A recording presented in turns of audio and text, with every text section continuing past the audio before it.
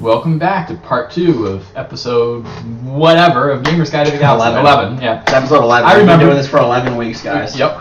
11 of Gamer's Guide to the Galaxy. The part where I won't be talking much because it's going to be all about first-person shooters. Like last week was. And once again, I'm Chris. I'm Jacob. I'm Adam. Alright, go ahead. Okay, well. Go ahead, shut the hell up. Okay. So, last week we talked about Call of Duty getting released, and I didn't get the game yet. Me and Meg did get the game. We went and we played a little bit of it. Yep. I haven't played any of the campaign. I went right to the multiplayer because that's Like every Call of Duty fan ever. Yeah, that's what you're supposed to do. It even tells you if you go to the multiplayer without playing the campaign, like a warning screen comes up. It's like, warning! You didn't play the campaign yet. We highly recommend you play the campaign. And then you click, no, thank you. I want to play multiplayer. It's like, guys, please. There's a campaign. Please, Guys, we worked hard on this campaign. Seriously, please. Come on. But and then no one plays it. But there are, it's like an average Call of Duty game. But there are a couple of complaints I have about it. For starters, one, you don't throw grenades anymore. You shoot them. As them. Like it shoots out of your hand. There is a couple of problems with this.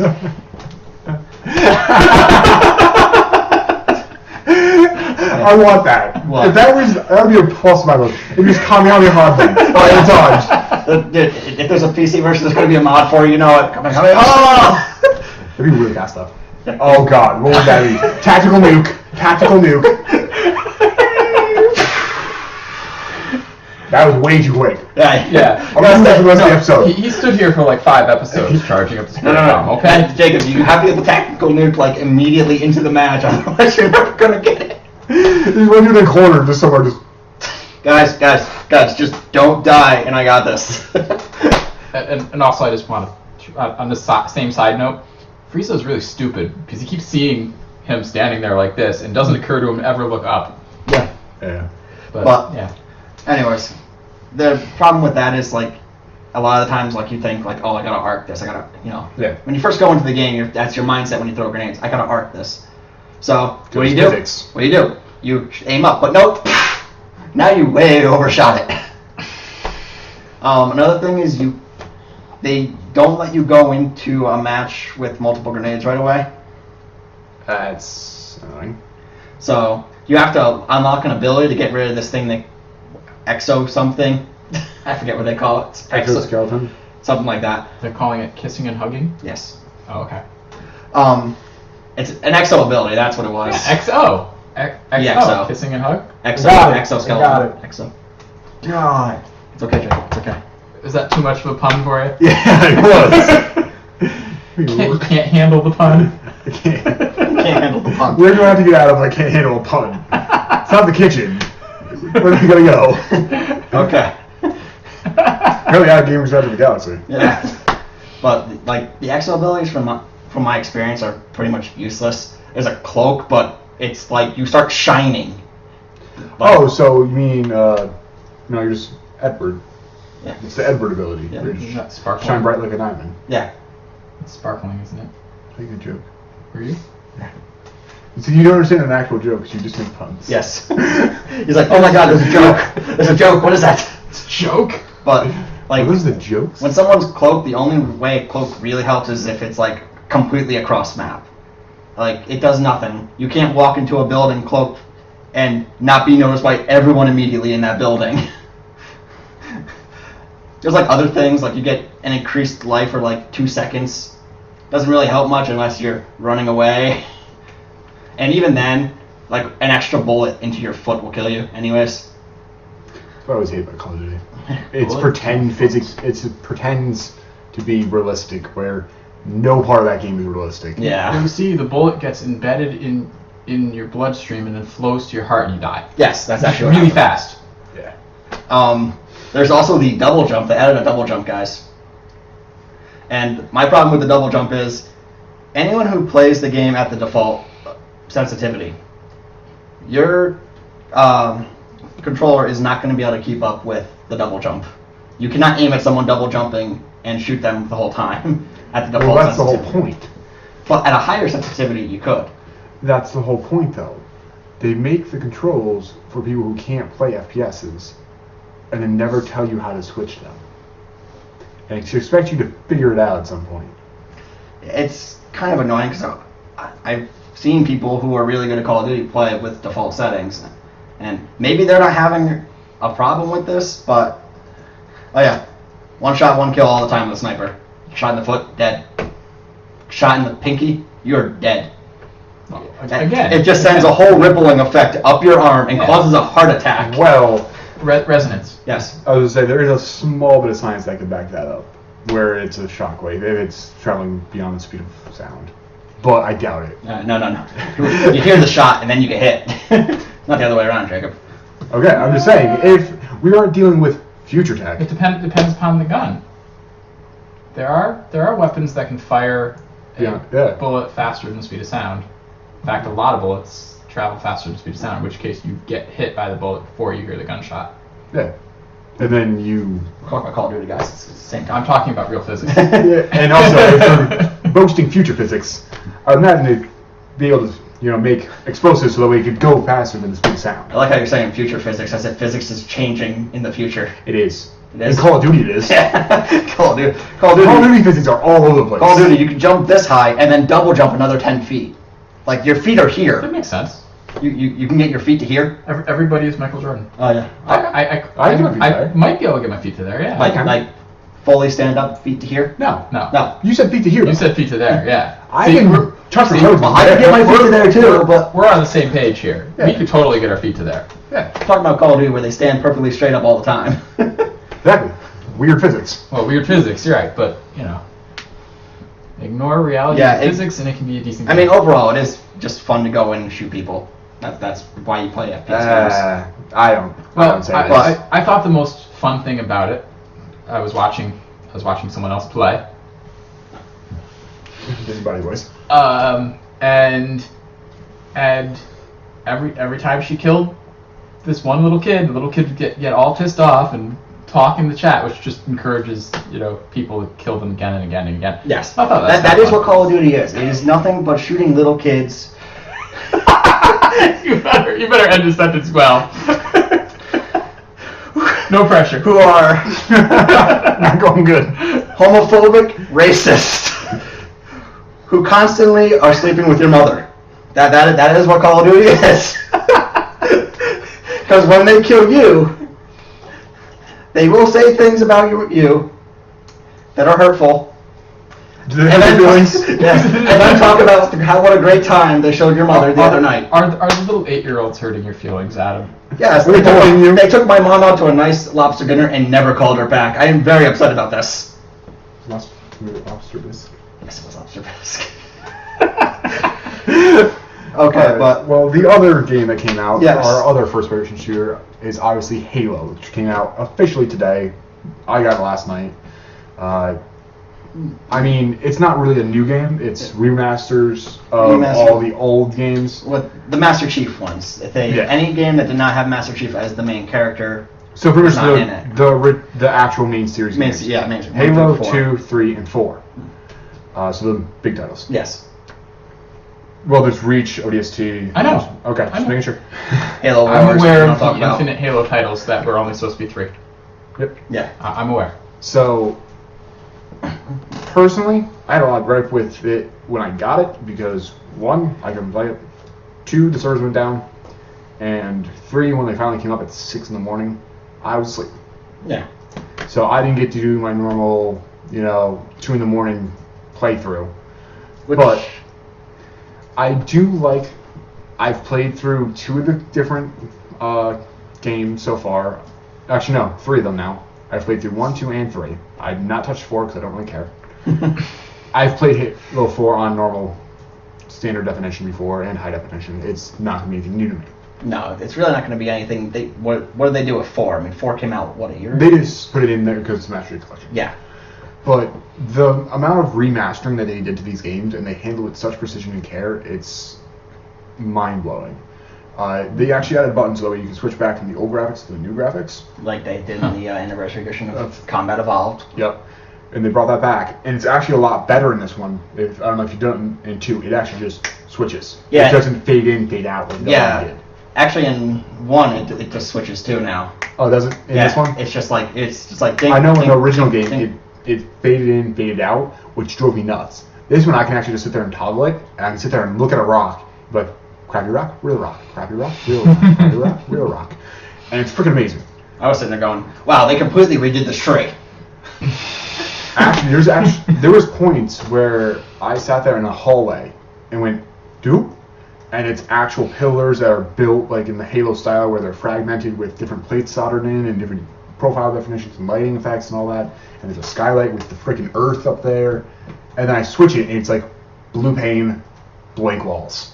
And I'm like, wow, this is ridiculous. The best is the dark hallways in the pillar bottom on Halo 1, because it's like no light, and then lights, because they added lights to them, like little tiny lights. Yeah. They help so much when you're walking through. Actually, in Halo 2, it's the opposite. If you're trying to find something in the HD definition, where it's all remastered, and it's hard to see because it's dark, switch it. Because in Halo 2, they lit everything up. Yes, they did. There's not a place in that game where it's not bright as hell. So if you're sitting there in your dark cave, you're like, I can't find the exit. Hit the button, it's going to be crappy graphics for a second, you're like, there's the exit. Hit it back, and you can just go straight for it. It's freaking awesome. But I have a great deal of respect for the remastering of this one, because it's not just a remaster. It's not just a visual thing. They actually completely revamped the audio, which you can hear. You can switch it back, and it does the audio switch, too. Yeah. It's great. They kept the physics alone, which is great, because Halo physics are legendary.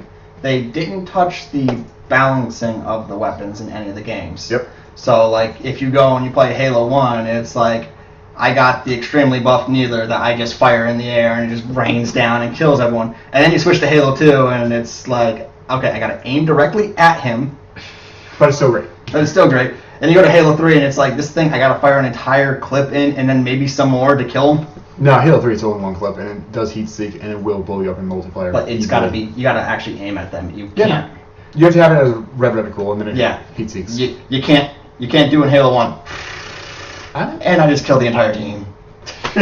But that being said, I think that's how it should be for those, because people will play these multiplayer maps and play these multiplayer modes just for those old type of physics. Oh, yeah. And looking back at these games, this is something that I wanted to make sure of for me. It's not a sense of nostalgia. It's not, oh man, these games are so good because, you know, at 15 the world was so shiny and bright penny. These are actually really good games still. If you play them with updated graphics, it still makes a good game. Except for one thing. I want to run. It kills me. Oh yeah, they didn't let... Master Chief is Grandpa shuffling to the battle. Yes. But... It's because he's so old. But that's because they didn't add things to the games other than updating the graphics, the sound. They added cutscenes, but they didn't change the gameplay in any way, shape, or form. Which are amazing. And it still shows that this formula that they came up with still works, because really the Halo formula hasn't changed too much since Halo Combat Evolved. Hasn't. They've added new weapons and new grenades, and then changed the jump physics. They changed equipment types so that way you can put down regen, bubble shield, and grav. Yes, they added those. They didn't change it. They added it. Well, they added it. They changed the strength of different weapons, and they changed the arc of the grenade. Yeah. Halo 3 has the best arc, by the way. But overall, all these games are pretty much played exactly the same. Oh, yeah. You don't go into them and have to relearn it. Except... No, you. Oh. Because in Halo 1 and 2, the button layout is different than Halo 3. But in this one, you can have button layout to be the same in all of them. You can't? Yeah, you can. No, you can't. I tried. I did. For you. For me, you can't. Oh, I play with a different setting on Halo 3 than all the rest of them, because I play where the right bumper is actually melee. Oh, you do that? Yep. Because I used to do bumper jumping. And in Halo 1 and 2, bumper jumping is not a thing. Because there wasn't a bumper. Yep. That's the problem. There wasn't a bumper. I know. So you can't play with the same layout, which bothers me. But yeah, that's. But personally, I think the remaster of these games, while it is great and I love Halo and all that, and I did spend $60 on it, Yeah, I don't. I didn't need to. This is definitely one of those $60. games. No, it should have been. That's a lot of content. It's a lot of content, but I'm sure some gamers are looking at it going, "Am I going to spend $60 on 4 games I already have?" That's the thing. It's definitely games that you already have, and if you don't like Halo, this isn't going to make you like Halo. Yeah. It's definitely just fan service, which I appreciate, but appreciate the fan service. I do appreciate fan service. I always do, but it's that's all it is. It's nothing innovation-wise. They're great games and they're amazing graphics. It's some of the best graphics I've actually seen. Oh yeah, hands down, because it's made just for next-gen console, which is really good about it. Which I hope a lot more games start doing, because otherwise it's gonna be the same graphics as last gen and bothers the hell out of me. Yeah.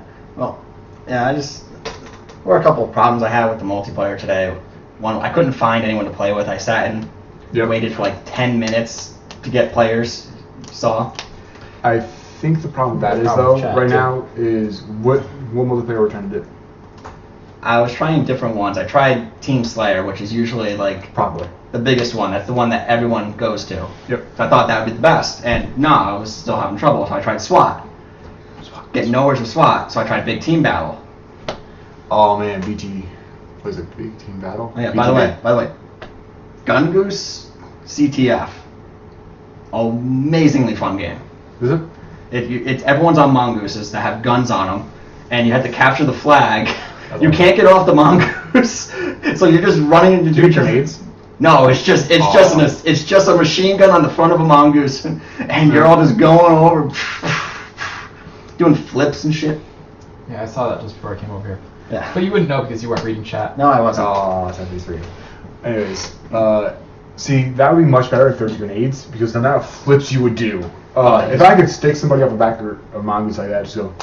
That'd be awesome. Oh, that'd be great. Maybe someone will make that, or someone will upgrade, or maybe even 343 is listening right now and they're going, yes, that'd be a great idea. Maybe. But what's something that you want besides them to have better servers for multiplayer in this game, or in these games? Really, it's hard to find something I want that's not in there. It seems like they have ranked now. You can go in with a team. Your team can be ranked worldwide. They've got different playlists for all the different Halos. What? I was sitting here watching Chris go. This is how it sounds every time you guys talk about StarCraft 2, by the way. Oh, I'm fine. I just don't want the dog licking my sock. I should stay closer and closer to it. There. That had nothing to do with what you were talking about. Sorry. So you have nothing that you want more. I have to actually go through and see fully what they have, because I've only been able to do multiplayer for about an hour or two. So there could be something, but right now I am pretty satisfied. I got my classic Halo 2 maps back. That is always nice. Got to get into the swing of things, because I don't remember how to get around on those. Yeah. Even the smallest ones, it's like, I should be safe here. There's a door behind me where some guy just comes in. Dink. Wow, where did that door come from? That idiot, what the heck was he doing? It's like, yeah, I forgot there was a door there. Well, in the one game we were playing free-for-all, it went like this. You would spawn, you would walk 3 feet, and you would die. Yeah, because it's free-for-all with 8 people on a small map. I know. Yeah. That's the way it is. If you don't see them first, you're dead. Right. Especially on free. And it was fun, though. It was fun to watch. And there were times sometimes you free-for-all. fly to your death. Yeah, that was always fun. That's why I love Halo physics.